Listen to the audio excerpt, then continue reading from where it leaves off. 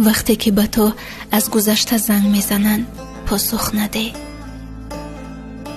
او هیچ چیزی نو نمیگوید. نگذار اون چیزی رو که در گذشته پشت سر کردی آینده‌ات رو هم بسوزاند. گذشته رو عوض کرده نمی شود و آینده‌ات هم باشد سزاوار این گونه جزا و رفتارها نیست.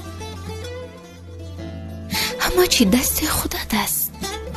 می توانی نادیده بگیری، ببخشی، گذشت کنی، ولی دیگر به کسی باور کرده نمی توانی. همیشه احترام را شروع از خودت سر کن. کسی لایق احترامی که به خودت داری نیست. گذشته ها باید تجربه برای آینده ها باشند، اما خیلی ها برای فراموش آن واقعه ها باز همون دیروزهایشان را تکرار میکنند. سالها را فکر کن. امسال 2023